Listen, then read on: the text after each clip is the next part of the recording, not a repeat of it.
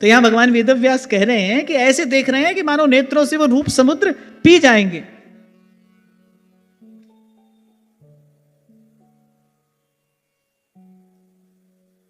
ध्रुव जी को लगा, जैसे भक्त फूल चढ़ाता है ना, ऐसे ध्रुव जी को लगा कि कितने प्यारे भगवान हैं, दौड़कर जाऊं, लिपट जाऊं इनसे, चूम लूं इन्हें, ऐसा ही लिखा है यहां, अपनी भुजाओं में भर लूं। यहां कहने का तात्पर्य क्या है कि भगवान प्रेम मूर्ति हैं।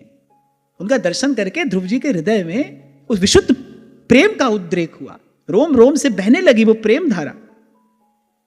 तनिक भी मन में विचार नहीं आया इतनी तपस्या मैंने की, मैं तो वो श्रेष्ठ पद पाने के लिए भगवान का आराधन करने चला था, अब मिल गए हैं भगवान तो अपना काम बनाऊं और घर से चल दूं, वो तो सब भूल ही गए। ऐसे ही भगवान की उस प्रेम मूर्ति का दर्शन किया, अरे इतने कातर हो गए, भाव में इतने विह्वल हो गए। कभी सोचते हैं कि लिपट जाऊं इनसे, कभी सोचते हैं चूम लूं भगवान को, अपनी भुजाओं में भर लूं। और अंतर्यामी भगवान वो ध्रुव जी के हृदय में उठने वाली ये जो सब हलचल है, वो जो उनके भाव समुद्र में हिलोरे उठ रहे हैं, अंतर्यामी भगवान उसका आनंद ले रहे हैं। भगवान को भक्त का यही भाव ही तो सुख देता है। भक्त के हृदय में उठने वाली जो ये भाव लहरियां हैं, इसी में तो भीगे रहते हैं भगवान, इसी से भगवान का अभिषेक होता है। वो जो भक्त के हृदय की भाव लहरी है, इसी से भगवान अभिषिक्त तो होते हैं।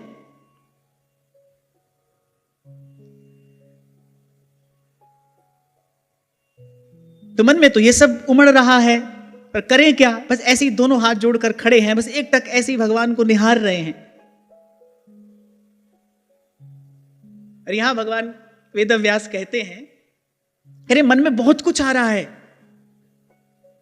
भगवान का वो दिव्य रूप जब देखा, भगवान की जो उस अलौकिक मूर्ति का जब दर्शन किया, सच्चित घन आनंद विग्रह भगवान है।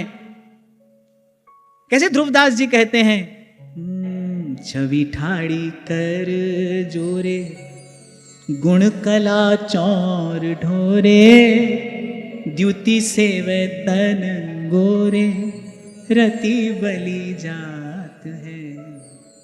ध्रुवदास जी जब श्री प्रिया जी के रूप का वर्णन करते हैं कि द्युति ठाड़ी कर जोर है, रति बलि जात है, ऐसा रूप है। और पहले ही नारद जी ने जब ध्रुव जी को प्रभु के रूप ध्यान की विधि बताई, नारद जी ने कहा था सुर सुंदरम, वो सबसे सुंदर है, उनसे सुंदर और कोई नहीं। तभी तो जब महाराज बलि ने जब रूप देखा भगवान का, इंद्र पद पाने के लिए वो इतना कठिन यज्ञ कर रहे थे, आ गए बीच में ही भगवान, और जब भगवान को देखा, भगवान ने कहा मांग क्या मांगता है? बोले बस कुछ नहीं, आपका दर्शन होता रहे। अब पता चला इससे बड़ा कोई सुख नहीं है। एक बार छवि देखी, फिर उसको त्रिभुवन तृण सम लागे है। एक बार छवि देखी, इसलिए आपको मैंने कहा था, आपको स्मरण हो, सब लक्ष्मियों में जो भगवान की श्री अंग लक्ष्मी है, वो सर्वश्रेष्ठ है, सर्वोज्वल है, सर्वोपरि है। क्यों? यल्लब्धवा पुमांग अमृतो भवति, सिद्धो भवति, तृप्तो भवति। क्योंकि जो श्री अंग लक्ष्मी है, वो समस्त कामनाओं को निरस्त करके जीव को सदा सदा के लिए तृप्त कर देने वाली है।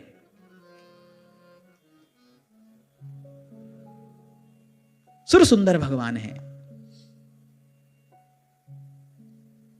अच्छा, आप स्तुति करना चाहते हैं भगवान की। भगवान का जब रूप दर्शन किया तो मन में भाव उमड़ रहा है, लेकिन कह नहीं पा रहे। क्यों? क्योंकि मन वाणी से परे वो रूप है। नयनन के रसना नहीं, रसना के नहीं नयन। यही स्थिति तो श्री ध्रुवदास जी की भी हुई।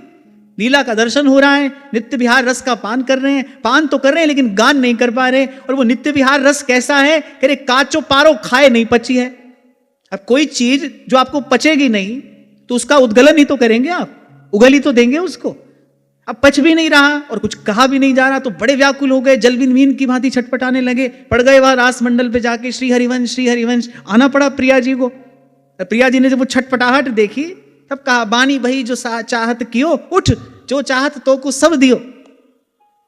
छुआ दिया आपने श्री चरणारविंद का अंगुष्ठ ध्रुव जी के मस्तक से, वो नूपुर की ध्वनि हुई, सोई 42 लीला के रूप में प्रवाहित है। इसीलिए मैं कहता हूं, क्योंकि जो धारा जहां से आई है वहीं तो लेकर जाएगी। श्री जी के चरणों से ये धारा प्रवाहित हुई है, वहीं तक ले जाती है, वहीं तक ले जाती है। तो मन में इच्छा है भगवान की स्तुति करें, पर कैसे स्तुति करें तो जानते नहीं। क्योंकि भाई अभी तो विद्यालय में गए ही नहीं थे, अभी तो गुरु जी के पास पढ़ने गए ही नहीं थे। कुछ व्याकरण आदि पढ़े होते तो कर देते भगवान की स्तुति। नन्हा सा बालक सबसे पहले यही काम किया उसने, तो भगवान का दर्शन किया, धन्य है। देखो मैं आपसे कहता हूं ना कि भाई हम आए हैं यहां किस लिए? देखूं भरी लोचन हरि भव मोचन तिहै लाभ शंकर जाना। पहला काम तो यही है, भगवान से मिलते। ध्रुव जी के जीवन में ये घटना घटी। अच्छा देखो इस घटना के मूल में क्या है? संसार की ठोकर है। मैं कहता हूं ना आपसे, संसार की ठोकर मिलेगी तो ठाकुर मिलेगा। ध्रुव जी को संसार की ठोकर मिली, देखो प्रभु मिल गए। सबसे पहला काम बालक क्या कर रहा है? भगवान का दर्शन कर रहा है। कैसा दिव्य जीवन इस बालक का आगे होगा जिसने सबसे पहले भगवान का दर्शन पा लिया। तो अंतर्यामी भगवान मन की बात जान गए। कृतांजलिं ब्रह्ममयेन कंबुना पस्पर्श बालम कृपया कपूले। नाद ब्रह्ममय जो भगवान का शंख है वो भगवान ने ध्रुव जी के कपोल से स्पर्श करा दिया। ऐसा थोड़ी है कि ध्रुव जी की इच्छा हो रही थी कि इनको चूम लूं, इनसे लिपट जाऊं। इच्छा तो भगवान की भी हो रही है। वैसे भी किसी नन्हे से बालक को आप ऐसे ही हाथ में माला लेकर जब करते देखो तो सहज उस पर कितना लाड़ आता है, कितना प्यार आता है। नन्हा सा बालक प्रेम में भरा है, एकटक भगवान को देख रहा है।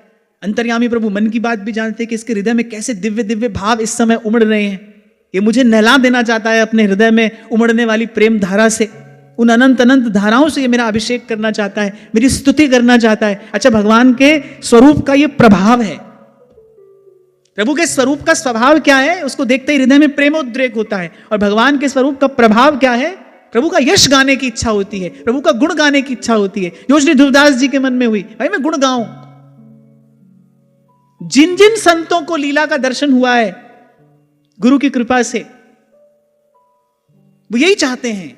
सूरदास गिरिधर जस गाए गाए जीजिए, सूरदास गिरिधर जस गाए गाए जीजिए।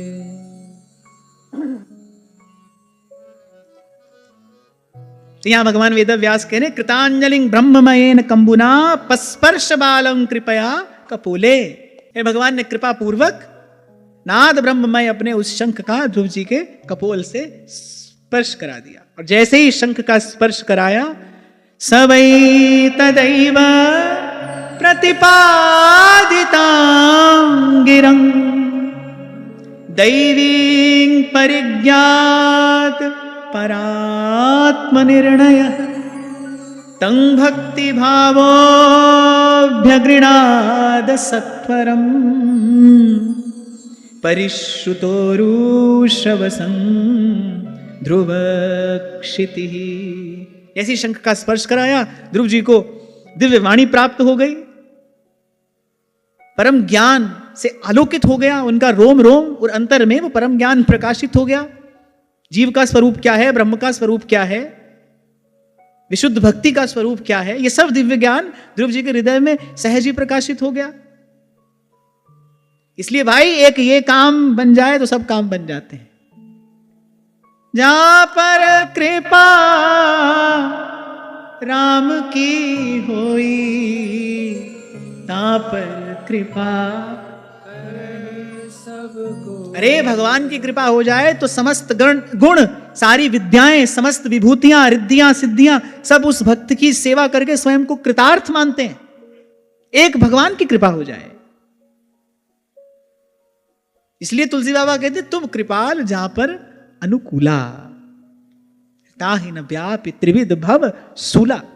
और मैं बहुत विचार कर मनोयोग पूर्वक की बात कह रहा हूं। भगवान अनुकूल हो, प्रभु की कृपा हो, भगवान प्रसन्न हो जाएं, तो सारे गुण, सब प्रकार की संपत्तियां, विभूतियां, ऐश्वर्य, रिद्धियां, सिद्धियां, ये सब भक्त की सेवा करके स्वयं को कृतार्थ मानती हैं। भगवान कहते हैं सालोक्य साष्ट सामीप्य सायुज्य सारूप्य मयिकत्वम दीयमानम न गृह्णन्ति बिना मत सेवनम जना। यद्यपि लेते नहीं भगवान के भक्त, क्योंकि जिनको भगवान का दर्शन प्राप्त हो गया है, जिन्होंने देख लिया हरिभव मोचन, जिन्होंने परम लाभ ले लिया, उनको इन क्षुद्र वस्तुओं से क्या लेना।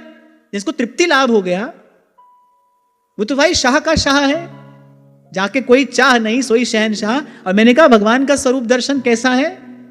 तृप्त कर देने वाला है। जहां ही लहे कछु लयन की चाह नहिए में होए, तृप्ति दे देने वाला है। तो एक ये काम बन जाए तो भैया सब काम बन जाते हैं। स्वामी श्री शरणानंद जी महाराज जी बात कहते थे, बोले जिसकी गति, जिसकी मति और जिसकी रति भगवान के श्री चरणारविंद में स्थिर हो गई है, बोले श्रुतियों का सारा ज्ञान उसके हृदय में स्वतः ही प्रकाशित हो जाता है। जो जानने योग्य है वो जान लेता है। यज्ञात्वा मत्तो भवति स्तब्धो भवति आत्मा रामो भवति। मैंने कहा देखो धन्य है श्री ध्रुव जी, कैसा दिव्य इनका जीवन होगा कि इन्होंने ये जीवन पाकर सबसे पहला कार्य क्या किया? बोले भगवान का दर्शन किया। सबसे पहले भगवान से मिल लिए।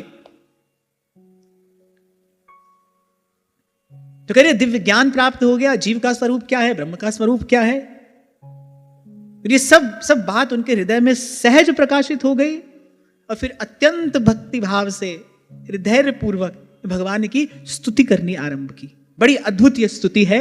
क्यों? क्योंकि इस स्तुति के मूल में क्या है? भगवान की कृपा है। भगवान ने कृपा पूर्वक ध्रुव जी को वो दिव्य ज्ञान दिया। अच्छा, सबसे पहले यहां कौन सी बात प्रकाशित हो रही है? यहां कौन सा रहस्य उजागर हो रहा है? तुम्हारी कृपा ते तुद पिछाना, तू मेरी ओट, तू है मेरा। सबसे पहली बात यहां क्या समझ में आती है?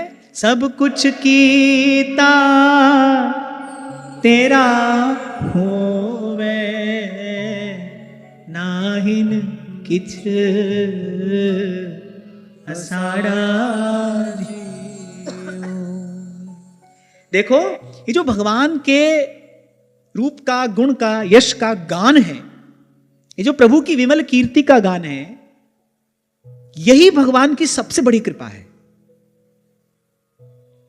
तभी महाराज कहते कर कृपा तेरे गुण गावा। आप देखो दर्शन भी हो रहा है, ध्रुव जी देख रहे हैं आंख से, प्रभु का रूप देख रहे हैं, लेकिन कह नहीं पा रहे कुछ भी। वो जन्म जन्म की योगिनी शबरी यही बात तो श्री रघुनाथ जी से कहती है।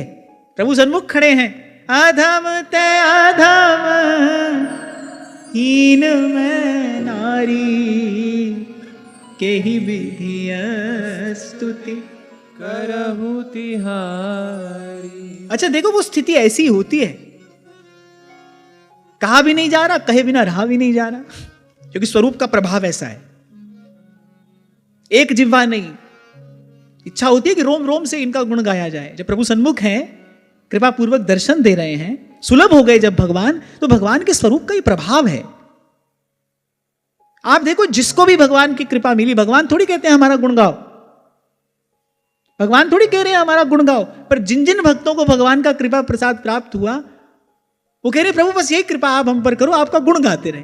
क्यों? कुछ ऐसा आनंद है इसमें, कुछ ऐसा सुख है इसमें। कर कृपा तेरे गुण गावा, कर कृपा तेरे गुण गावा, नानक नाम जपत सुख पावा, नानक नाम जपत सुख पावा, नानक नाम जपत सुख पावा, कर कृपा तेरे गुण गावा, कर कृपा तेरे गुण गावा। सबसे पहले ध्रुव जी अपनी स्तुति में यही कहते हैं, प्रभु तुम्हारी कृपा ते तुद पिछाना। मैंने जान लिया प्रभु, आपकी कृपा से ही कोई आपको जानता है, आपकी कृपा से ही कोई आपका यश, आपका गुण गाता है। ये सुख तो प्रभु आप ही का दिया है। जीव अपने प्रयास से, अपने पुरुषार्थ से कुछ भी अर्जित करे, ब्रह्म पद प्राप्त कर सकता है, लेकिन ये जो भजनानंद है, ये जो भाव भक्ति जन्य जो ये सुख है, ये तो प्रभु जिसको आप देते हैं वही प्राप्त करता है। ध्रुव जी ने देखा ना, प्रभु सन्मुख खड़े हैं, मैं स्तुति करना चाहता हूं पर मेरी वाणी असमर्थ है। इसलिए सब संत भगवान का यश, भगवान का गुण गा के क्या कहते हैं? महाप्रभु सुधानिधि के अंत में क्या प्रिया जी से कहते हैं, कह रहे आपकी कृपा से आपके इस स्तोत्र का गान मैंने किया है, आपकी कृपा से आपके स्तोत्र का गान करता हूं, आपकी कृपा से आपका गुण गाता हूं। हम तो कई सुनी बात कहने वाले हैं ना भाई, लेकिन जिनको दर्शन हुआ, ये उनके हृदय की स्थिति है, देख रहे हैं, गुण गाना चाहते हैं, स्तुति करना चाहते हैं, लेकिन साथ साथ ये भी देख रहे हैं भाई वाणी की वहां तक पहुंच नहीं है, वाणी प्रभु के रूप का स्पर्श नहीं कर पा रही। फिर छटपटाए जब ध्रुव जी, तब भगवान ने कृपा की। इसलिए अपनी स्तुति में सबसे पहली बात ध्रुव जी यही कह रहे हैं, योऽन्तः प्रविश्य मम वाचमिमां प्रसुप्तां संजीवयत्यखिल शक्तिधरः स्वधाम्ना अन्यांश्च हस्त चरण श्रवणत्वगादीन् प्राणान् नमो भगवते पुरुषाय तुभ्यं, प्राणान् नमो भगवते पुरुषाय तुभ्यं। प्रभु आप ही हैं, आप ही अपने अपने तेज से, आप ही अपने प्रभाव से, प्रताप से, आप ही अपनी कृपा से मेरी इस सोई वाणी को सजीव करते हैं, हाथ पैर कान त्वचा अन्यान्य इंद्रियों और प्राणों को चेतनता देते हैं। ध्रुव जी ने तो यहां तक कह दिया, प्रभु ये जो मैं हिलडुल भी रहा हूं, मैंने जो भी किया है, जो भी कह रहा हूं, कर रहा हूं, वो मूल में शक्ति तो आप ही की है। इसीलिए मैं कई बार आपसे कहता हूं भाई, जिसने इस रहस्य को जान लिया है वो किसी भी प्रकार से अपनी पूजा किस प्रकार करा सकता है, जबकि वो ये जानता है कि मेरे द्वारा जो भी हो रहा है मैं तो केवल निमित्त मात्र हूं, मैं तो केवल एक उपकरण हूं। अब बिजली ना हो, आप अपने कमरे में एक की जगह 10 एसी लगा लो, लेकिन अगर उसमें ऊर्जा का प्रवाह ही नहीं है, उसको देख देख के छाती और जलेगी, ठंडा होना तो दूर की बात है, कष्ट और पाओगे। क्यों? क्योंकि वो तो उपकरण है। शक्ति का प्रवाह जब तक उसमें नहीं होगा, जब तक ऊर्जा उसमें प्रवाहित नहीं होगी, वो अपना कार्य कैसे करेगा? हाथ भी हो, पैर भी हो, आंख नाक सभी हो, पर प्राण ना हो तो भाई शरीर के स्पर्श करने योग्य भी नहीं रह जाता। तो जिसने प्रभु की कृपा से इस रहस्य को जान लिया कि भाई मैं नहीं कर रहा हूं, मेरे द्वारा प्रभु करा रहे हैं, और जब ये बात जान ली, मान ली, इस रहस्य को पहचान लिया कि मेरे द्वारा प्रभु करा रहे हैं, फिर जो किया जा रहा है उसका श्रेय कैसे लिया जा सकता है? तुद आगे अरदास हमारी, जी जंत सब तेरा, कहो नानक सब तेरी वड्याई, कोई नाम न जाने मेरा, कोई नाम न जाने मेरा। इसलिए सबसे पहला संबोधन नानक परम तत्व के साक्षात्कार के बाद क्या देते हैं? कर्ता, एक ओंकार कर्ता, पुरख निर्भव निर्वैर। सबसे पहले कर्ता, करने वाले आप हैं। समर्पण किसे कहते हैं? बस ऐसी प्रभु की सत्ता को स्वीकार कर ले, हृदय से मान ले, यही समर्पण है कि मैं करने वाला नहीं हूं। जब तक अर्जुन स्वयं को युद्ध का कर्ता अर्थात योद्धा समझ रहा था, तब तक देखो उसकी क्या क्या स्थिति थी। मोह से ग्रस्त हो गया, हाथ से शस्त्र छूट गया, किम कर्तव्य विमूढ़ हो गया, रास्ता दिखाई नहीं पड़ रहा है, कहां जाना है, क्या करना है। भगवान ने कहा निमित्त मात्रम भव सव्यसाचिन, तू करता नहीं है, करता तो मैं हूं। तेरे बिना मारे भी ये मरे ही हैं, ये सब तो काल के गाल में ही पड़े हैं, तुझे तो केवल निमित्त होना है। मेरी इच्छा है कि तू निमित्त हो जा। और जैसे ही बात समझ में आई, जैसे वो कर्तापन अपने भीतर से हटाया, जैसे केवल अपने आप को निमित्त माना, भाई प्रभु कर रहे हैं, वैसे ही देखो मन स्वस्थ हो गया। यहां ध्रुव जी भगवान की स्तुति में सबसे पहली बात यही कह रहे हैं, प्रभु आप करता है।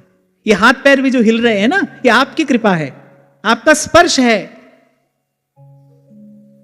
इसीलिए कबीर कहते हैं, जो कुछ किया सो तुम किया, मैं कछु किया नाही, और वो तो आगे और कहते हैं कि अरे कहीं कभी जो मैं किया, मेरे द्वारा जो भी हुआ तुम ही थे मुझ माही। तुम ही थे मुझ माही। वेदांत का सार क्या है? यही तो है कि जीव अपने आप को कर्ता मानता है, इसीलिए सुख दुख भोगता है। ये जो मैंने आपको कुछ क्षणों के लिए मौन रहने को कहा कि आपको केवल दृष्टा बनकर अपने मन में उठने वाले विचारों को देखना है, ये अभ्यास किस लिए है? ताकि हम कर्ता भाव से मुक्त हो सकें। केवल देखिए, राम झरोखे बैठ के सबका मुजरा ले। कबीर स्वयं के दृष्टा होने की बात ही तो कह रहे हैं। देख रहा हूं बस भगवान की लीला। खेलने वाले को, खेलने वाले को तो बड़ा परिश्रम करना पड़ता है भाई।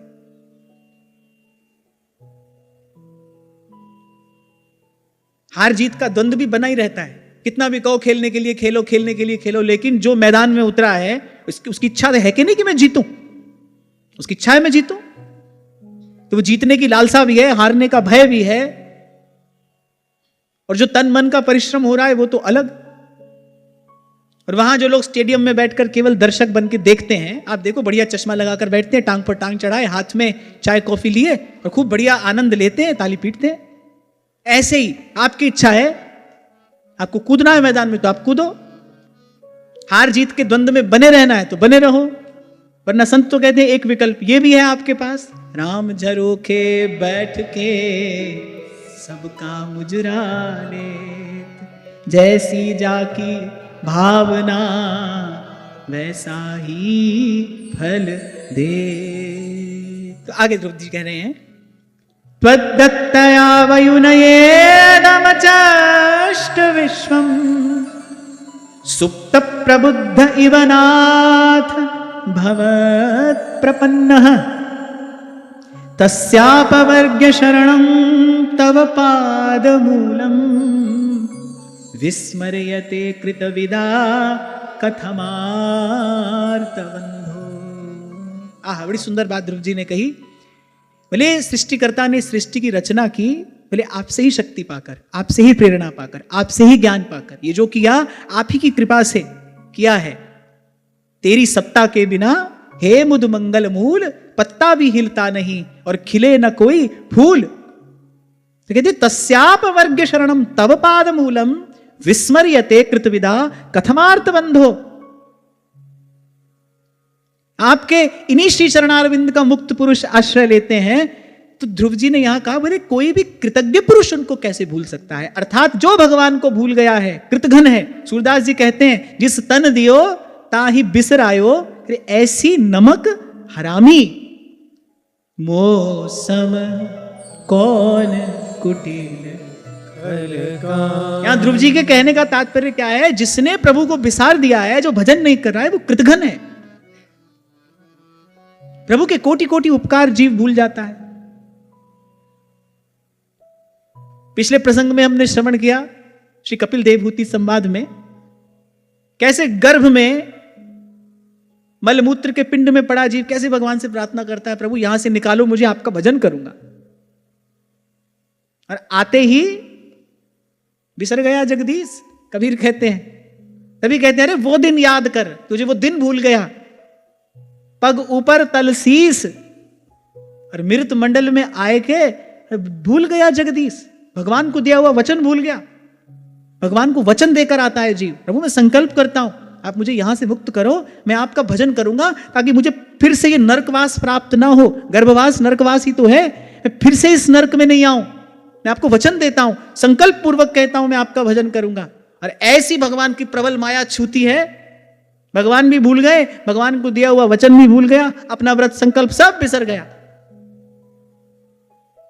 कहां करूं तेरी प्रबल माया, देत मन भरमाए। हरि तेरो भजन कियो न जा। जो भजन सेवा के बिना खाता है वो पाप खाता है। जो भजन सेवा में नहीं लगा रहा है, केवल कमा रहा है, वो ध्यान रखे वो पाप कमा रहा है, और पाप का परिणाम केवल ताप है। जो भजन सेवा के बिना कमा रहा है वो पाप कमा रहा है, जो भजन सेवा के बिना खा रहा है वो पाप खा रहा है, और पाप का परिणाम केवल ताप है, तपता है, तन मन के तापों से तपता है, त्रिताप से जीव तपता है। क्यों? क्योंकि वो कृतघ्न है। अरे जिसने इतना उपकार किया, जिसने कृपा करके ये शरीर दिया, गोस्वामी जी अपनी बात में स्पष्ट कहते हैं, कह रहे कोई ये ना समझे कि भाई 84 लाख योनियों के बाद तो मनुष्य शरीर मिल ही जाता है, कोई ये ना समझे, नहीं भी मिल सकता। कह रहे ये मनुष्य का देह तो भगवान कृपा करके, करुणा करके जीव को देते हैं। नर देह भगवान ने करुणा करके दी है। और जो भगवान को ही भूल जाए, ध्रुव जी कहते भाई वो कृतघ्न है। यहां ध्रुव जी ने अपनी बात किसी और प्रकार से कही, बोले कृतज्ञ पुरुष आपके चरणों को कैसे भूल सकता है, जिसको आपकी कृपा से, जिसको गुरु कृपा से इस बात की स्मृति है कि मैं करने वाला नहीं हूं, मेरे द्वारा जो भी हो रहा है वो आपकी अनुकूलता से, आपकी कृपा से, आपके प्रसाद से हो रहा है, वो कैसे भूल सकता है? एक क्षण के लिए भी कैसे विस्मृत कर देगा वो आपके चरणों को?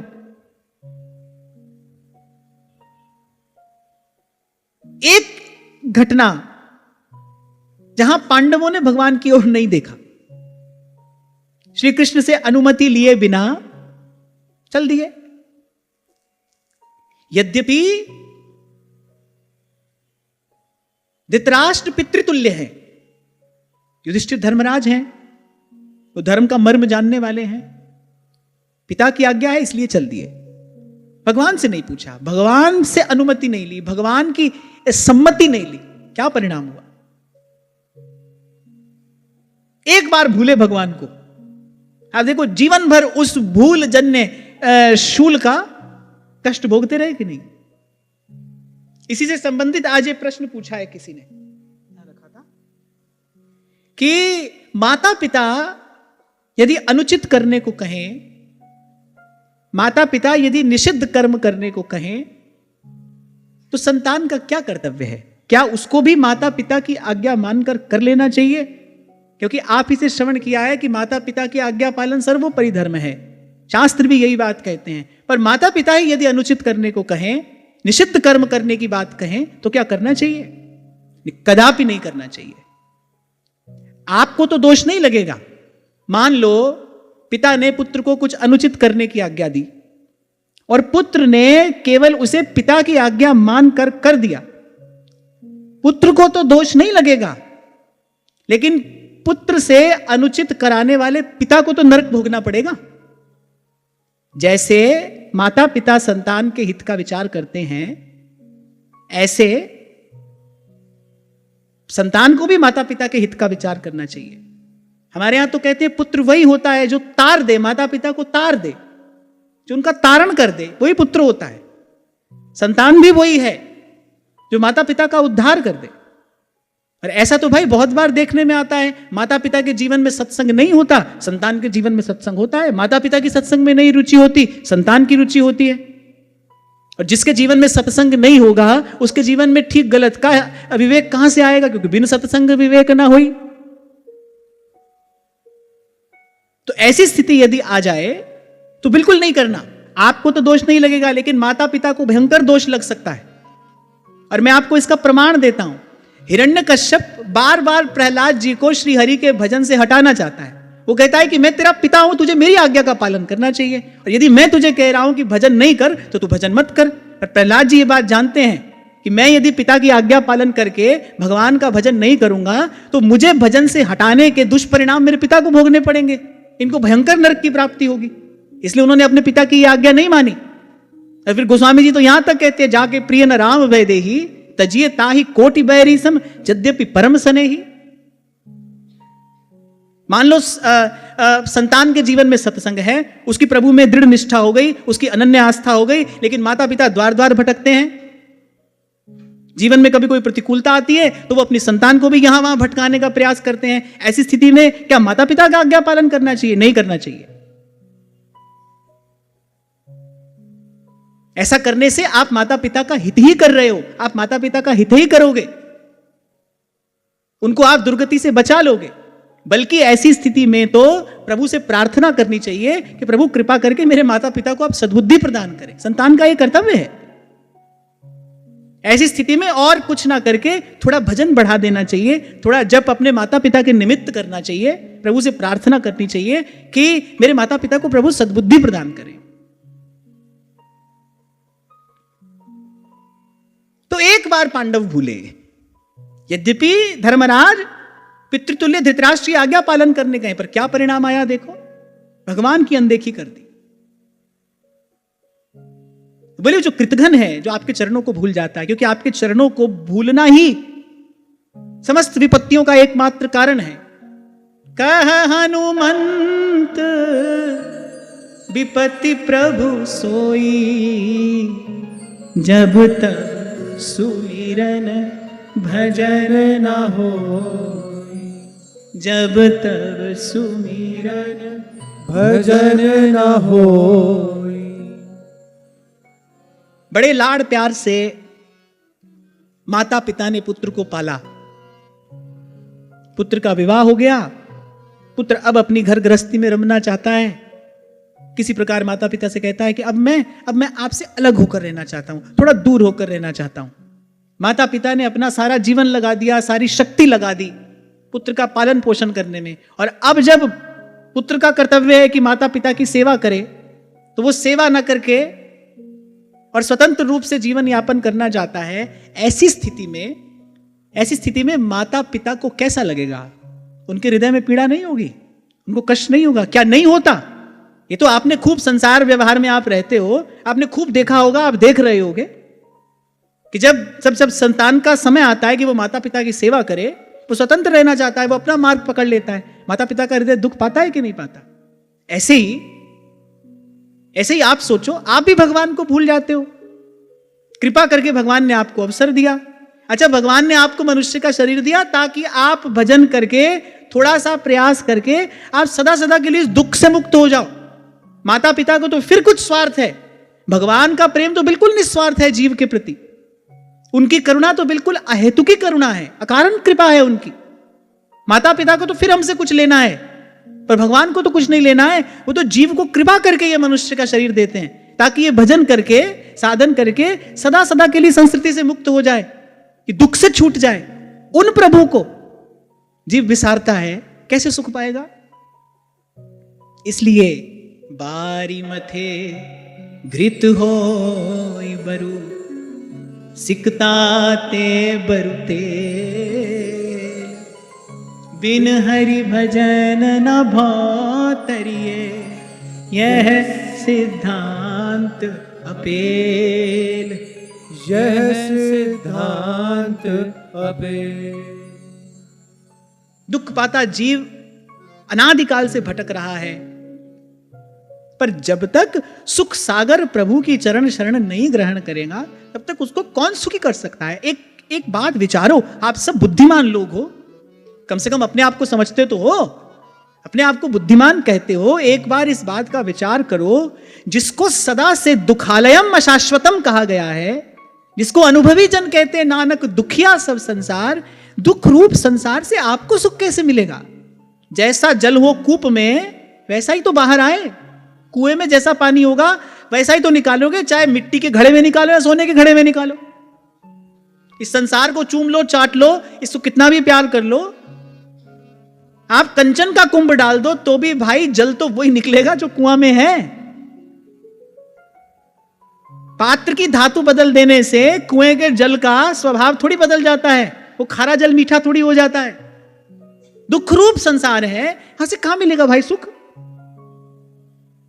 तभी मेरे महाप्रभु कहते हैं, सुख चाहत हरिवंश हित, कृष्ण कल्प तरु सेव, कृष्ण कल्प तरु से। या ध्रुव जी ने कहा, प्रभु जो आपको भूलता है वो कृतघ्न है, और कृतघ्न किसी भी प्रकार से कभी सुख का अधिकारी नहीं है। वही कृतज्ञ है जो श्वास श्वास में आपका सुमिरन कर रहा है, वही कृतज्ञ है, वही कृतज्ञ है जो सब उत्तमोत्तम कर्म करते हुए, जो सर्वश्रेष्ठ कार्य करते हुए, पर भीतर से ये जानता है कि मैं केवल निमित्त हूं, प्रभु की कृपा ने मुझे निमित्त बनाया है, तो मेरे द्वारा ये उत्तम, ये शुद्ध कार्य हो रहा है।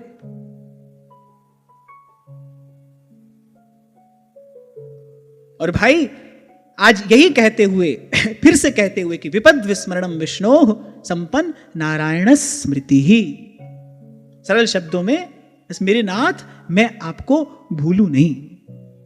अच्छा, स्वामी जी ने ये कहना नहीं सिखाया प्रभु आप मुझे मत भूलना। भगवान तो भूलते ही नहीं, जीव भूलता है। स्मृति जीव को होती है, भगवान को नहीं होती।